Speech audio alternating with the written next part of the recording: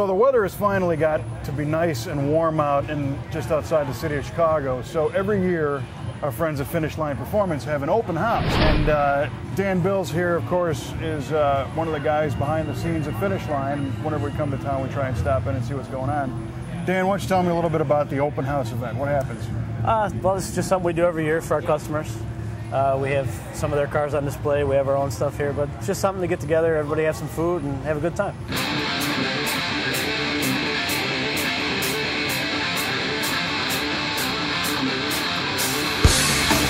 Now, there's all kinds of different cars outside. We work on anything from old muscle cars. Mostly we do LS1-based cars and the newer Mustangs. Corvettes, F-bodies, Mustangs, GTOs is a big market now, and we're getting into the Dodge market now, so the Jeep SRT8s, Magnums. Tell me how the Turbo Magnum project is going. The Turbo Magnum project is going okay. The software for the Dodges is new, so it's going to take a little time to get all the bugs worked out of it. I saw the sticker on the fender that said, "Look underneath, it's turbo." How did you end up orienting the turbo system? Actually, we designed that to be like a do-it-yourself bolt-on kit. You don't have to pull the motor out? No, not at all. Like I say, it's the stock manifolds. They bolt right up to the stock manifolds. It'll bolt to your stock exhaust. Oh, really? So it was designed in that route, but you have some oiling stuff you have to do, so there's still a little bit of work. Okay. I like the fact that you guys have been wrenching on stuff long enough to know that, not everybody's got a TIG welder and a mandrel bender and things in their garage. So. Well, and that's kind of how we designed that. Is you don't need a whole lot of special tools. As long as you're, regularly apt at mechanical work, you could put that on yourself. That's cool. Well, there's some other cool cars too. One that we saw before is that Solstice over there, which I understand is evolving. Yes, the Solstice actually has a 427 LS2 motor that we just built for it. It hasn't been on the dyno yet. We just got it running the other day, so that'll be on the dyno shortly. That thing's an animal. Yeah. That car's going to make probably about 500 horsepower at the tires. Yeah, and it doesn't weigh anything. No, it's a little roller skate. But 500 horsepower is nothing compared to Danny's new race car. No. This one makes about 2,500, I'm guessing, somewhere in that range. Wow. Well, this was built for Pro Street, or when NMRA had Pro 50, it was built for that kind of class. I also run it.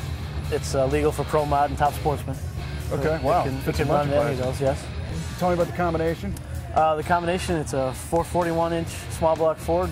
It's built by Fast Times. It's got a Bruno with a Lenco, and it's got two 80mm turbos. So a 441 small block. Yes. And twin 80mm. Yes. You're finding smaller displacement motors like big turbos? That's one of the reasons I didn't go with the 88s, is because I thought I'd have trouble spooling an 88.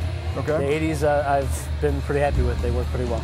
And you're thinking somewhere in the ballpark of 2,500 horsepower? Who knows? Judging on the weight and the speed, yeah, it's somewhere in that neighborhood. So in those runs, you made a couple of full passes. Yes. What's the best to date so far? It's been 709 at 205. 709. And that's at 18 pounds of boost. It'll run 30 eventually. It'll run 30 pounds of boost, and you're running 7 at 209. So you could easily pull probably another second off this thing if you really want to. We're hoping it runs 630 in the low 230s. It's my goal. Man.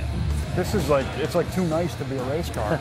I mean, the finish it's a mirror finish, beautiful fit. It's phenomenal. Well, the couple guys that are involved with me, the JC from Performance Confidence, who built the car, and Jack Stone is who painted it, and they're second to none as far as I'm concerned. They did a phenomenal job. You think you got enough gauges? No. No. And how the hell do you monitor all those while racing? I don't. They're just there for, once in a while, like glance at them. The three most important ones are in the center. Those are the ones I look at. Oil pressure, temperature, and tack or boost. Boost, yeah, there you go. I don't need a tack. I got a shift light. Oh, yeah, that's all you need. So basically, you just come back and play it back and see what happens afterwards. Yes. Did you have a hand in the turbo and exhaust plumbing? I know it's one of the things you guys do here. Yes. Yeah, the plumbing I had a hand in laying out. Most of the stuff up in the front, all the engine, all the hoses up front, I did all that stuff myself. What about your intake tubing and all that stuff? The intake tubing, I laid it out. JC built it all, but I laid everything out. Awesome. Well, thanks for having us at the open house. Really dug the free beef sandwich. Yeah, thank you guys for coming. Appreciate it.